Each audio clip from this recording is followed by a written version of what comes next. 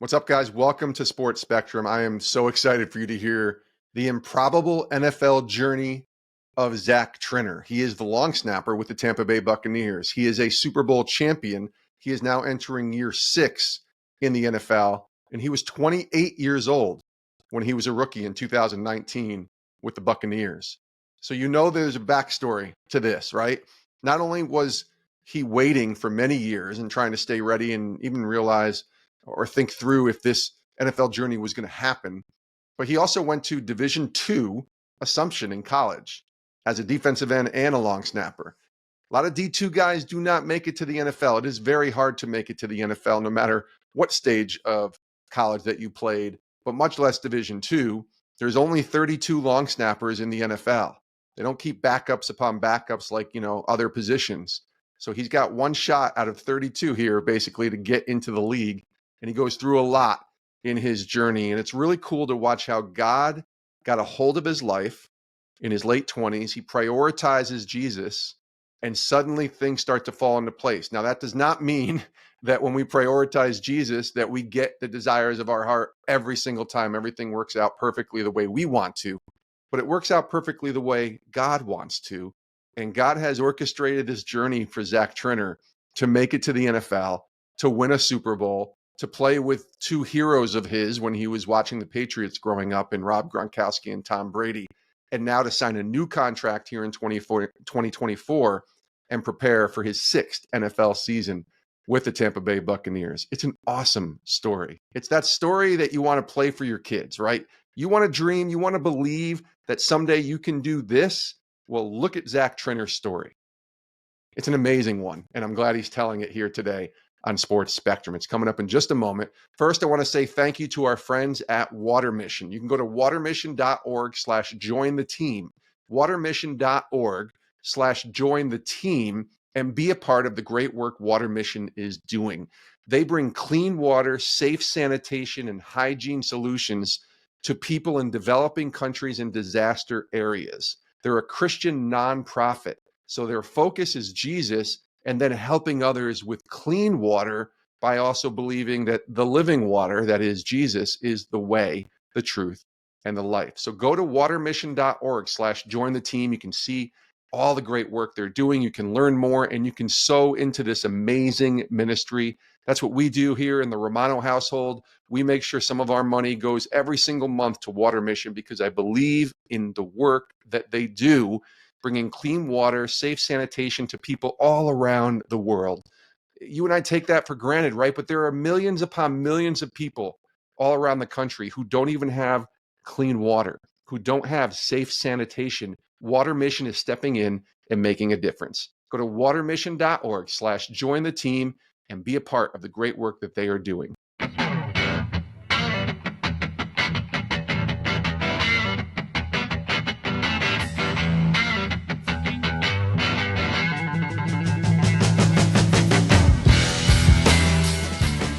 He is Zach Triner with the Tampa Bay Buccaneers. What's up, Zach? Welcome to Sports Spectrum.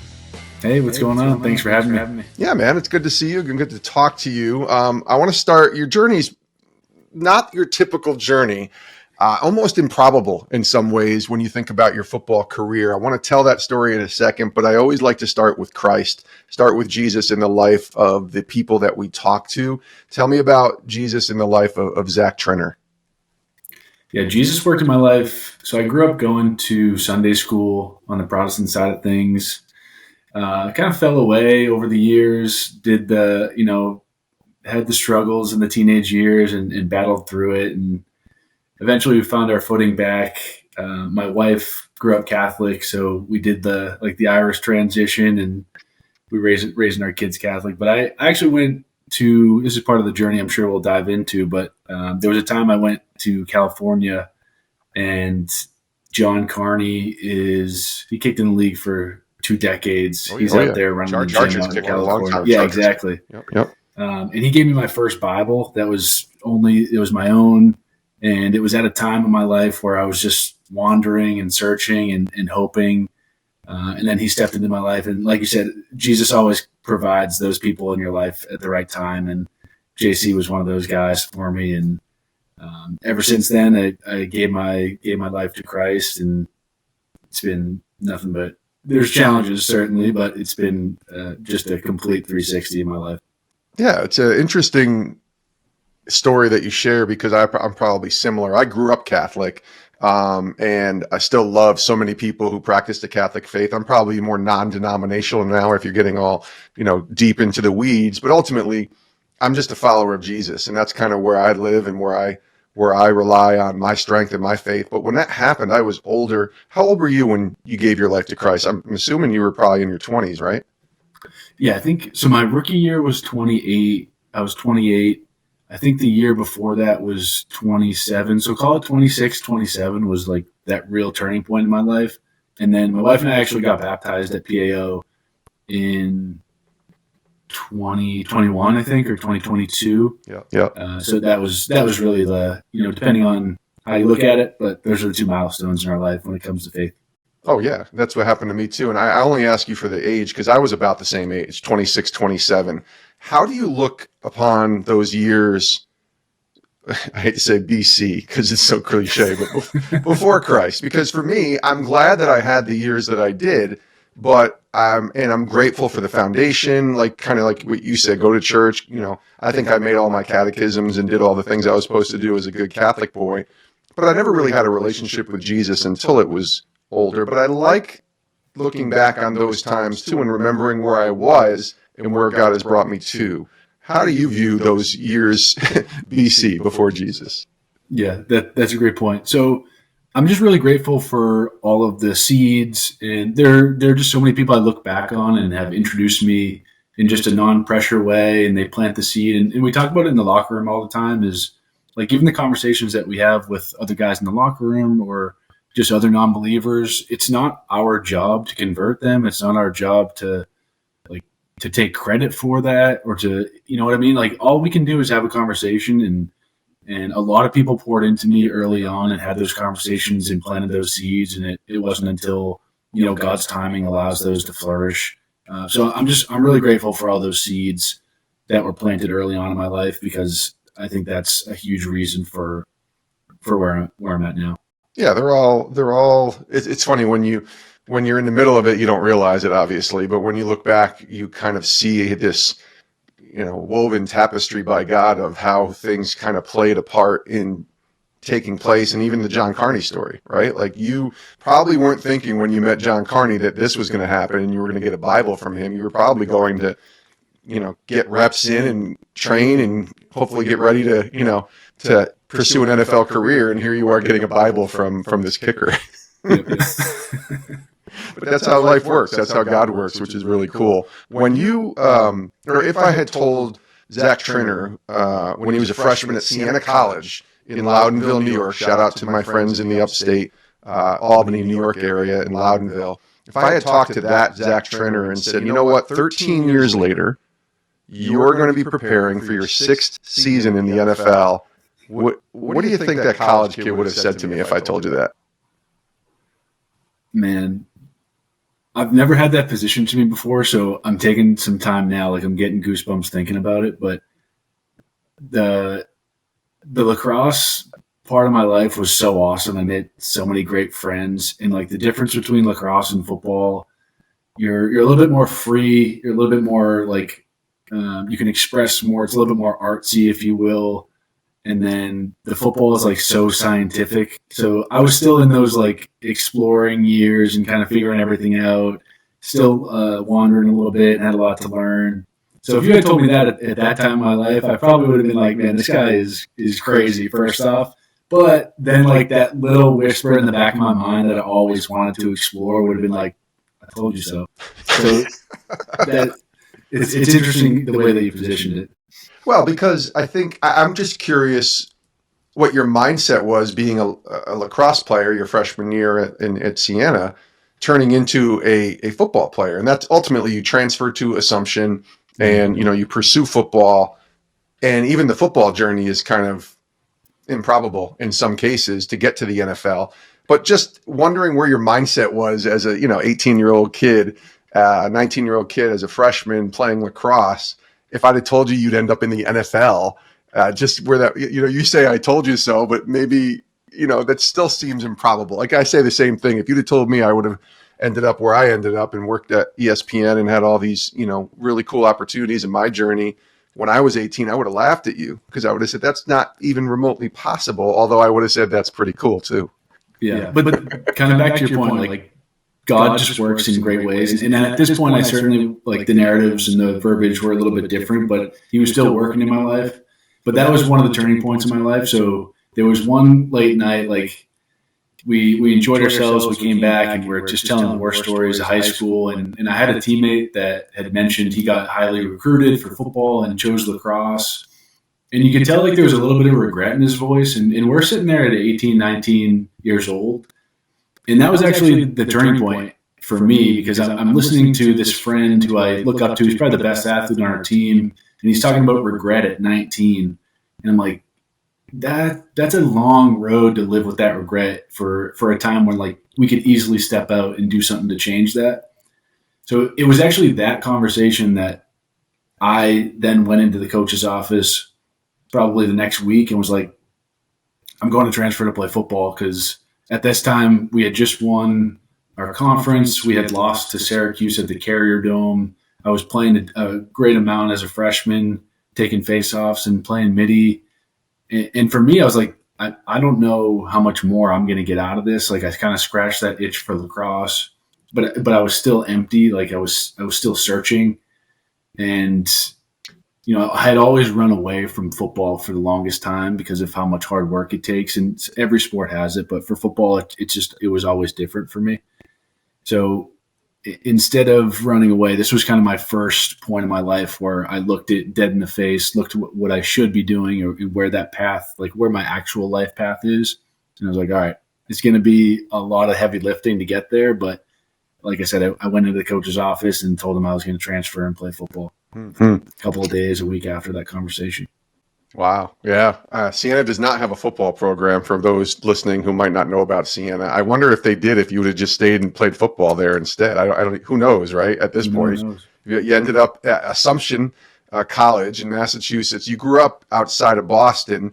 Assumption is a little west, if I'm not mistaken, in the map on the Mass Pike from Boston, going back towards Albany. So about halfway, maybe going towards Assumption. When you got there, I don't know, did it ever occur to you while you're there, because it's a D2 school, but if it did occur, when, that you might actually pursue an NFL career? Because you switched over and you were just a long snapper, by the way. You were a D end, right? Making some tackles, getting some quarterbacks. Yeah. If you look back, so my wife will probably pinch me for bringing this up, but I had long hair at the time. I tried to play like Clay Matthews. I looked more like him than I played like him, but I loved playing. We need pictures now. Zach. Yeah. So I played D end, some tight end, kickoff, you name it. I was just trying to get on the field just because I love playing. Of course. Now long snapper is what ultimately gets you to the NFL. Is there a moment at all during Assumption? Because I don't know if people heard you say this in the beginning, but you were 28 years old when you were a rookie in 2019. You're not 28 when you finish college, obviously. You're 22, 23, 24, whatever that is. So it's a while there between finishing college and making it to the NFL. It's a pretty awesome journey that I want you to tell. But in college, when you're at Assumption, are you thinking NFL at all, even when you're getting near the end of your time at Assumption? So I think at Siena, even in high school, growing up, like I had all the jerseys growing up. Like I was the biggest NFL fan there was. Like in New England, there's not a college football icon. Like BC has a great program, UNH has a great program, but it's not like college football in the South or in Texas or anything like that. So for me, I always looked up to the NFL. That's the Patriots, I would assume. Exactly, yeah. Patriots, like, went to their games as a kid and met Ben Coates on the field. And, like, it was just the best thing ever. But so I always had that, like, that inkling, as any kid does that played football, I'm sure, that, like, yeah, that would be awesome to go do it. But whether it was a lack of resources or a lack of courage or confidence, I never really thought that it was realistic. But it was always in the back of my head as a desire or a passion or a goal. So I get to Assumption with those goals in the back of my mind. And there was actually 2 times at Assumption So we had a tight end there, Scott Simonson. He was the first guy from Assumption to make the league. Just an awesome tight end. Played in the league for a handful of years. And he would have scouts come to our practice, and that was the first time for me. I was like, oh, this is pretty cool. Like, I'm a defensive end, so he's a tight end. So if there's any plays that I could win, maybe I'll catch a scout's eye or two. I remember the Packers, maybe the Chiefs. Like, there was a couple teams that came through, and in those days for me were always the ones I was gearing up for, because selfishly it was like, hey, I'm trying to catch someone's eye too. Yeah. So that was one. Like, that was my first, like, okay, I'm going to try to get the eye of someone in the NFL. And then I had a teammate, and I still tell them, reach out to him every now and then and just thank him, because he was the first person that, whether I think I had made a play at practice, like made an interception on a screen or something and ran it back. And he was like, man, we're going to be seeing you on Sundays. And that was the first time where someone from outside of myself saw that potential, or just saw the dream, or saw what could be. And that kind of was another example of someone watering that idea and that passion and the goal that was always in the back of my mind. So between Simonson and Darius, who had made that comment, it was just like those small wins for me that I was like, oh, you know what? Maybe it's not that far-fetched to at least give it a go. Yeah, and we need those people in our life to speak encouragement, not just mom and dad saying, you're going to do it, son. We need those people who have, a good eye, and those teammates to say, hey, you know what? You might have a shot here. And that's good, because that gives you a glimmer of hope, even if it's just a little bit. Sometimes that's all you need. But ultimately, this is where I want you to tell the whole story, because even when I heard a little bit of this when we were at PAO together, I said, this is pretty much an improbable journey to the NFL when you think about it, because it took you a while to get there.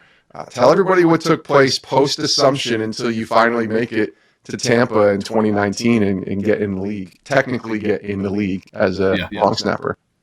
Okay, so I graduate Assumption in 2014, 2015, and like I said, I always wanted to get to the NFL. It was that dream. A couple of people have poured into that and started to water that idea. And at the time, my coach, Coach Chesney, he's at JMU now. He's the head coach over there. Another person to pour into me at the right time. He had called me, I think maybe after I talked to the Chiefs, and they asked me a couple of questions. It was nothing really tangible there, but he calls me and he's like, hey, Zach, are you feeling this thing out, or are you committed to this? You're going to make this happen? And I paused for a second, because I was like, I mean, I'm going for this thing. I don't know. But he was checking my commitment level, and he was like, are you going to make this happen, or are you just going to try it out? And I was like, I'm going to make this happen. And that was the first time that I had said that out loud. And I was like, okay, wow, my commitment just went from 50 to 75 or 50 to 85% just off of saying the right thing out loud and having the right person pour into me. So that started the journey. And from there, I realized that the dream is going to take some financing, and it's going to take some time, and it's going to take some people that I'm going to need to work with in order to make it happen. So I got a real job at Fidelity Investments, where I was selling mutual funds to financial advisors on Long Island. Got all my licenses, was doing that. And it's funny, because the interview process, I was like, hey, I want this job. I'm really interested in it. I think it'd be a great fit. By the way, I'm trying to make the NFL. And they were like, okay, that's, it's a sales job, so we need a little bit of ambition, delusion maybe, but as long as you're hitting the numbers and you're a good guy, then they didn't have a problem with it. So at first it was really no skin off their back, because I would miss a day here or there, and then I'd come back, and I missed very minimal time. My first year, I think I had a local tryout with the Patriots, which was just awesome, being a Patriots fan. And that was before they brought in Cardona, who's snapped there for a decade, and he will be for another decade if he wants to. So when I was there, actually, it's funny, one of their scouts was like, hey, just let you know we have our eye on this Navy guy. And if there's a quarterback coming out of Navy, Tom might have jeopardize his job, because Bill loves the Navy that much. So it was just a cool spot for me to be. But then I had rookie minicamp with the Texans, and then that was it. Like, that was the only two opportunities. It was about 3.5 days out of the whole year where I had NFL experience. And then I went back to work for Fidelity, and I would get a phone call here or there just to see if I was ready. But that was it for the whole year. And then fast forward to the next year, let's see, the Jets had called. There's an off season. If you're a specialist, so specialist being a kicker, punter, or a long snapper, there's like a couple of camps every year in the off season that you can go to. And if you do well, teams are there and they'll watch and they'll bring you in for a workout. So I go to those camps every year and try to network and politic my way in and meet a couple of people, and I do well. And I think I had a workout with the Jaguars, a workout with the Jets, and ended up signing with the Jets for the off season. And that was awesome because I got to go to Fidelity. I'm like, hey, it's more than a couple of days now. Now I get a couple of weeks out of the OTA schedule and go work out in New York. So went through OTAs there. That didn't work out. They had cut me. And then I came back to Fidelity. And that was awesome because that was my first, like, okay, I'm getting paid here. That was my first contract. Like, it was just great. And like I said, that was maybe a month and a half, and I would come back to Fidelity and, sit back in my chair and do my job and sell mutual funds. And that was kind of the first part where I was like, okay, my North Star in this, like, when am I going to pack this thing up and how long am I going to go for this thing? Back to Chesney's comments about how committed am I? And I was like, you know what? If I'm going to make progress every year, like however small that footstep is, I'll keep going. And as long as I don't take a step back or stagnate, we'll see how far this thing goes.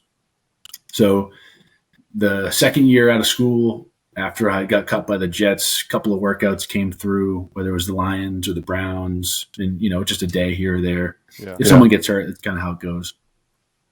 So fast forward to that, nothing comes from that. And then the next year, the Packers had brought me in for a workout, did well. They signed me at the end of around Christmas time. So they brought me in on the practice squad and then signed me for that next year going through OTAs. And I got a preseason out of that, which was great because, again, I go back to Fidelity and I'm like, hey, I might need a couple months, 3 months at this point, the days are turning into months. So I think their patience is starting to wane on that because I'm taking more and more time off. But you got 3 years into Fidelity at this point, right? So exactly. Yeah. So they're like, hey, your activity's good. You're a good person to be around. So that was good because I had to make sure I was doing my job still. Yeah. So I go through that with the Packers, had a preseason. They ended up drafting a snapper there, Hunter Bradley, who was there for a handful of years. And we became great friends. That was awesome. That was like my first head-to-head competition in the NFL, which anyone in the league that's watching, if you're head-to-head, which most positions are every single season, it's just the best version of yourself or the worst version of yourself comes out, and it's the best thing ever. I love it. So I get cut after the preseason. I don't end up winning that job. Hunter wins that job. And then I go back to Fidelity. I'm sitting back in my chair, and I just keep thinking back to Chesney's commitment, and I'm getting so close, but something's missing. And I think I heard it at PAO, and I may have shifted the verbiage a little bit, but it was, I think one of the linemen had mentioned, to be 99% known is to be unknown by Jesus. And I was like, man, that part really hit home this year, but it works the same thing for commitment. To be 99% committed to something is to be uncommitted.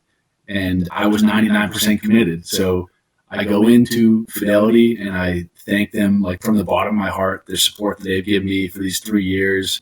And I was like, and if you've ever seen The Dark Knight, there's this scene where he gets out of, I think Bruce Wayne is in the bottom of this cave, and everyone tries to get out of this cave, and they jump because they have a rope around them, so they have to jump across this big gap. And there's only one person that's ever made it out of that cave, and it's the guy that cuts the rope, and then he jumps. So all these people try to jump with a safety net, and they jump with a safety net, and they don't make it. They come up a little bit short. And that was me. I was 99% committed. I was jumping, but I kept coming up short. So I climb all the way up to this metaphorical cave, and I cut the rope. So I quit Fidelity, and I just jump full in. I make sure that I'm 100% committed. And in my head, I thought that if I did that, I would just jump right into the NFL, but that didn't necessarily happen. So I quit Fidelity, and that's where I go out to California because I was like, oh, I have all this free time now. I need to at least maximize it. So I move out to California where John Carney had his gym, and I didn't really have a plan. My life socially was starting to fall apart because I was going full in on this, and I meant my now wife and I were going through a rocky time, and we had broken up. And I was like, listen, I'm going for this with no strings attached, like no safety net. I'm all in. So I moved to California, and like I said, I didn't really have a plan. So I was living out of my car for a couple of weeks in front of the gym. I had a Jeep Wrangler. I took the front seat out and I cut a Tempur-Pedic mattress pad, and I would sleep in there at night. What? And like I was all in with really no plan, but to be committed. And that's really all. The biggest lesson for me to get to the NFL is like the power of being committed. It doesn't matter what the skill set is. If you're committed, you'll learn it. It doesn't matter who you know. If you're committed, you'll know them. And then even back to the faith, like if you're 99% committed, that's not the faith. Like you got to jump, and you got to be 100% committed to the faith. So I do that, and I'm working out at this gym, and there's plenty of other specialists around for me to be poured into. And it's funny, we had touched on this a little bit. So I go out to California. I'm thinking I'm going to, improve my football skills. I'm thinking I'm going to find exactly what I'm looking for. And lo and behold, two and a half weeks into living out of my car, I'm like, man, these days are getting long. You can only work out for so much. And I just remember breaking down like in that Jeep Wrangler in the mattress with like, there's no TV. There's just, it's just time for you and God. And like, I remember crying out to him being like, man, I don't know if this is the right path or I'm going in the right direction, but man, I am in the wilderness if there ever is one. So, what the best part of this story is, and I tell it all the time, and some people think it's like too good to be true, but it's just such a strong testimony that like after I call out, I go to In-N-Out the next day and grab a burger, and there's this kid in front of me who his card gets declined. And in mind you, I've been in California, I'm going for this thing, money's going down quick, like everything's running out for me, I'm coming to the end. And the kid in front of me gets his card declined, and I just step in there and pay for it and step aside, like whatever, I've been there before, that stinks. And step aside, and the kid's probably 18, 17 years old. Like he was really emotional about it, but he came over and he's like, hey man, if you ever need a friend, Jesus loves you so much. And I was like, oh man, I'm listening now. Like now I'm listening, because the kid who has nothing right there just reintroduced me to everything that I could ever need. And from then on, so JC actually gives me a Bible, like maybe a week or two later, and I didn't even tell him about that story. But by the way, John Carney, when you say JC, I don't want people to think you're yeah, that's true. But think about that too. Like there's so many like intricacies in the story that it's just so amazing. But so John Carney ends up giving me a personalized Bible and like really poured into me. He's been such a good friend ever since. Did you ever find out that guy's name and like stay in touch with him? No, I have no idea who that is. But hopefully, if this reaches out to it and you are that guy at In-N-Out Burger, like man, praise. Yeah, that's amazing. Like what a story, right? So ultimately, the chance with Tampa comes because that's the big break. Which is, I guess, the question I'll just ask you is, what was the big break that you got that really took you into a place where you could be now entering your sixth season in the NFL? Yeah, so that big break was I'll wrap up to California. So I spent maybe like a couple weeks there, and I end up moving back to Massachusetts. And that Jesus stepping into my life, like I reprioritized everything. It wasn't football and then everything else. It was everything else and then football. And I'm telling you, like the second I reprioritized my life, everything started to fall into place. So instead of leading with football and everything else being second, it was faith. It was my relationship with my wife. It was, just being a good person and like being there, being present with people. It wasn't always about football. And then that started to fall into place. And I come back, but I don't have a job with Fidelity because I had quit. So I was working at a moving company. Jan Muldoon, my friend, his moving company's been around for like 100 years. So I go there, and there's been one other person in the league from my hometown, Sean Morey. So I'm working at this moving company. I'm at the end of the rope. I'm like, I don't know if I can do this anymore. Like, and I'm talking about do this anymore, like pursue football. Yeah. I was like, I don't know if it's going to work. I've gave it everything I have, but it's not quite working. And I just remember hearing a story. I think I just got back from a workout with the Lions, and come back. I was like, I don't know, this isn't going to work. And I remember Dave telling me a story. He was like, hey, this stinks right now, but you're in like the thick of it. And there was someone that worked here before you. His name was Sean Morey. And he got a call for the Patriots while he was working here. And he was in the same spot. Like he was about to give up. So like, just give it another cup of coffee, give it a little bit more time. And I did just that. And then maybe like the next week or two, the Bucs called. And I stayed locked in because of Dave's advice and that story about Sean. And the rest was history. I signed with the Bucs, and now I'm going into year 6 with the same team. Wow. I remember Sean Moore. He played a little bit. He was a special teams guy, right? Am I remembering correctly? Yeah, I remember him. It's funny. It reminds me of this sort of this stay ready motto, right? Of whatever it takes, and reprioritizing being so important too, right? Like understanding it's Jesus and then family and then football somewhere in there, but not. I think when people hear that, it doesn't mean you don't care about football. It doesn't mean you still don't want to be at your absolute best. It just means your priorities are in their proper place, right? That's right. That's right. Yeah. I think about that a lot too, because I think we all who are listening struggle with that.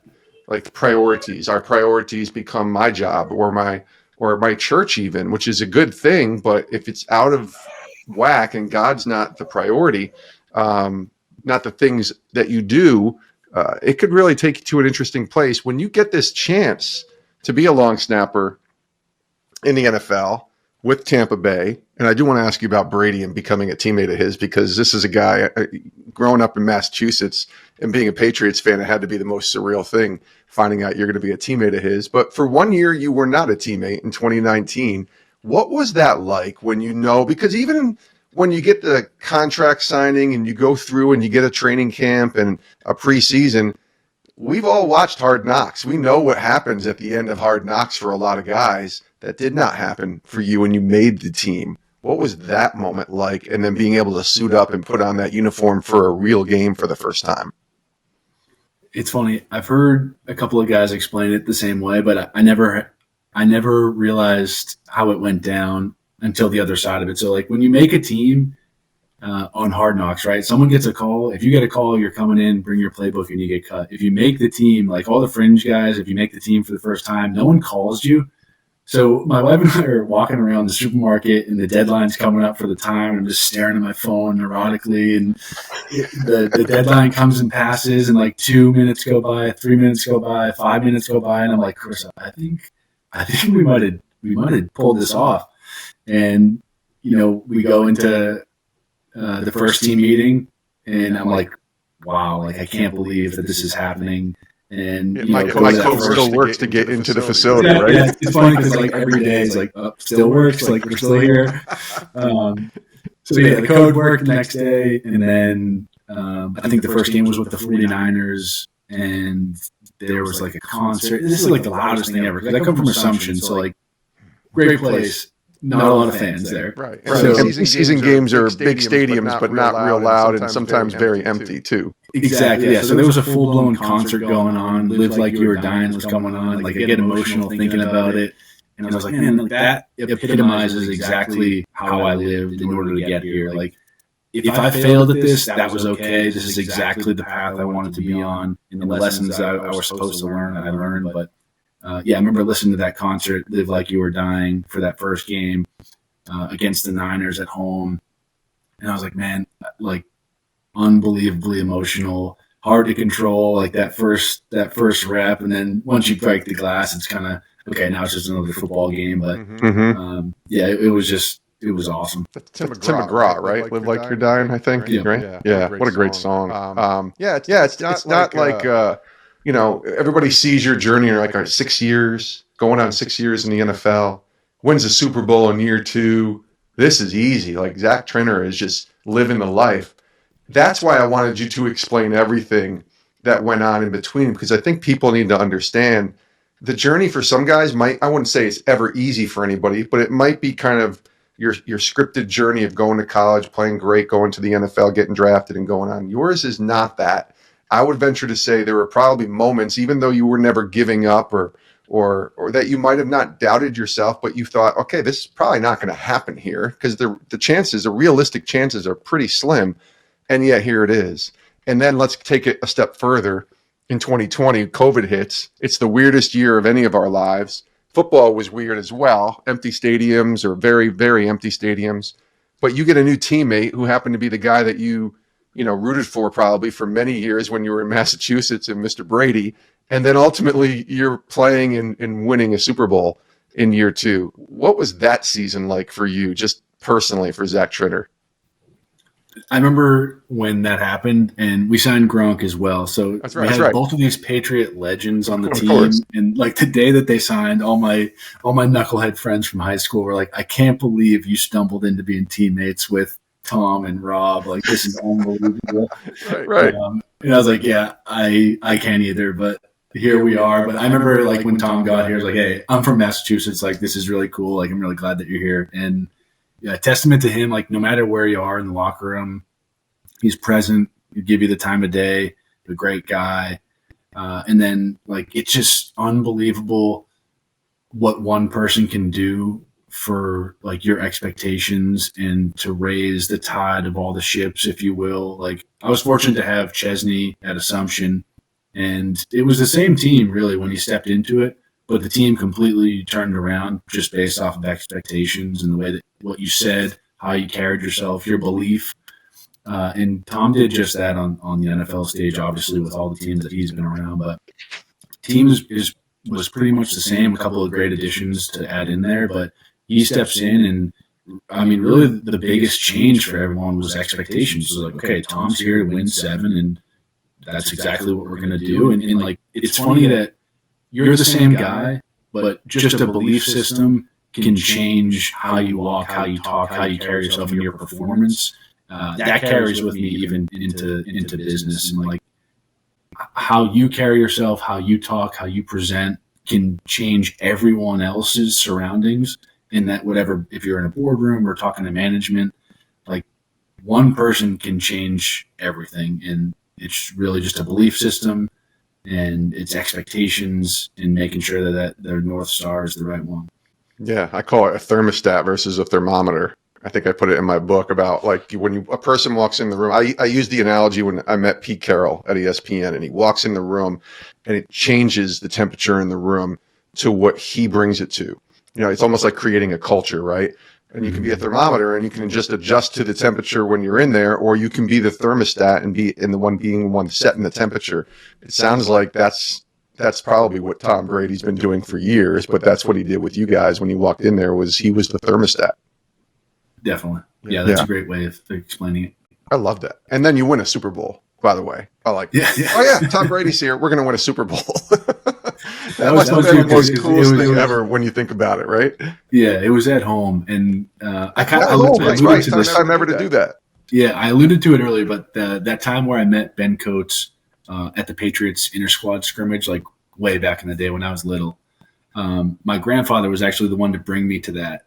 So fast forward to the Super Bowl, you get to bring, I think, 2 people down to the field. So I got to bring my grandfather down and my wife down to the field. I brought my mom, my parents, brought all my friends from high school. Like, it was just such a cool, like, the game was great, and I'm so grateful that we won. But to be able to rope in the people that stuck by me through everything was, like, the best part of it. Like, I remember my grandfather being on the field and, like, man, it was just like push him in a wheelchair. Like even now, getting emotional about it, it was just so cool to come full circle. Like, hey, this was such a seed early on, and you just never know like what one key decision can make, and for someone's life, and just pouring into someone at the right time. Like you just never know what that reward is. Totally. That's awesome. That's really great. What awesome story. My grandfather is my inspiration too in many ways, and he's passed. He passed in 2007, but what a cool moment to get to experience with your grandpa. Do you have where do you keep your ring? Do you keep it in a safe, and then do you ever break it out? Because those things are huge now. Like you got a ring from the last 4 years. Those things are the size of, I don't know, the size of our phones in some cases. They're so big. Do you break it out too often, or you kind of keep that hidden? No, there's it's funny because I talked to some friends, like, when's the appropriate time to wear that? And it's like, Can you wear it to a wedding? It's like, no, the bride will not like that. Speaking engagement, maybe, Zach? I don't know. Speaking engagement you can do, but then if you're wearing that, no one's really paying attention to your message. It's just looking at this big gaudy ring. And like business meetings, same thing. You can't really wear it there because people lose attention. So I actually got some good advice from Don Davis at PAO. I love Don. Awesome guy. I went to his. He did a class at the end of the PAO conference and just talked about like a transition period, like post NFL life. What's that look like? And he gave some advice that stuck with me, and it was like, if you have a Super Bowl ring, put it away, move on. And it's more metaphorical. It's not like don't ever bring it out, but he positioned it as like, okay, you're putting that thing away and you're moving on, because you can have that on your resume. You can have that as something that you have. But when you step into that post-football life, I think where some guys get caught up is they're stuck wearing that ring. And again, it's metaphorical, but they can't get to that next point. And then let's say you're in a boardroom or something, you're more caught up in like the ring and what you did and not providing any value or benefit or like using your brain and all the skill sets that you had in order to push forward. That's good. So he had given that advice, and that will stick with me forever. As like I said, metaphorical, but he's like, put the ring away and move on. And I think I'll live like that for the rest of my life. That's good. It's good to bring to it. Here's my advice on the speaking engagement thing. Bring it. Don't wear it until the end and then kind of take it out. So they're listening to you. Then take it out. And then if people want to take pictures with it, which is probably all people want to do is, can I hold it? Can I take a picture with it? Yeah. And then you let them do their thing and then you move on. So Yep. That's it. No, nowhere else. That's about the only place that you can do it. That's what I did the last one, actually. I just did one in Miami, and it did the same thing. I forgot it was in my backpack. So after I spoke, I was like, oh, shoot, I forgot this was in here. If anyone wants to wear it or take a picture. That's so funny. People were laughing like, wait a minute, you forgot about this? That's so funny. That's so funny. Well, to continue the blessings as we wind down here, you get another contract. And I know people might be saying, well, yeah, he's entering year 6, but it's never a guarantee every year. In a lot of cases, for long snappers, it can be year to year. I know you had a 2-year deal. Then you get this deal to play in 2024. It has to be pretty cool, like at the stage of life that you're in the stage of your career and everything that we just went through, to know that, God is still honoring this opportunity for you to be able to be an NFL player. Yeah, it's a huge blessing. And I remember I have this little note that's also in my backpack, but it's just one that when I first got to Tampa, I was just in like such a great place of prayer and like felt really close to God. And I had written a note down on that piece of paper with kind of expectations on Tampa and the career. And I just keep it in there. But everything that is written on that is still coming true. And the cool part is there's been some really hard points, like competing and just like, as is life, like some seasons are harder than others. So like those seasons, they happen, they are, and then every time that I'm in one of those seasons, that little note kind of peeks its head out of my backpack, and I'm like, oh, that's right, okay. And then I can kind of refocus, recenter. So that part's been pretty cool, but it's been a huge blessing to go into year 6 with one team. That's great. You should write a book someday. I really mean it, if you have interest in that, because I think your story is very book worthy for people to not give up on their dreams and hopes, and obviously prioritizing properly the Lord at the top. It's a great story, man. I really appreciate you sharing it, and we're all cheering you on and can't wait to watch you go for your 6th year, and who knows how far after that. But we appreciate you being here, Zach Triner. Thanks for joining us, buddy. Thanks for having me.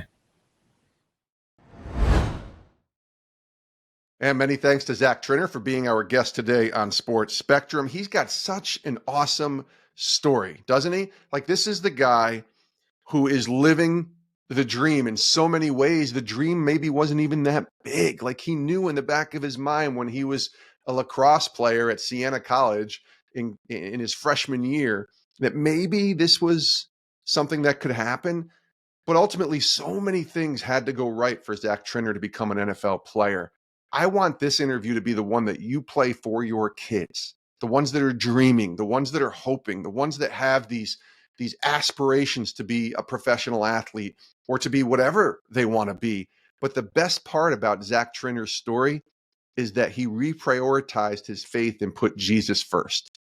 And that's the most amazing part of this whole journey of Zach Triner's, is that he put Jesus first and everything else flows underneath that. And now he's still living the dream at 33 years old, entering year 6 in the NFL. Love the story. Love Zach Triner. I told him to write a book. I mean that. Like, this is a time to think about what are you doing post NFL career, and certainly serving others and giving back, and all those things are wonderful. But his story is going to be one that people are going to want to hear. And I hope he writes his book, because I know there's a lot of stories that he wasn't even able to get to during our conversation. He was awesome. And we thank Zach Triner for being here on Sports Spectrum. When you're watching the Tampa Bay Buccaneers this year, look for the guy who's snapping the ball during the field goals, during the punts. That's Zach Triner. He's the guy to be cheering on from the Tampa Bay Buccaneers in 2024. Thanks to Zach for being here on Sports Spectrum. We thank you as well for tuning in. Don't forget to check us out at our website, sportspectrum.com, for all of the content that we have.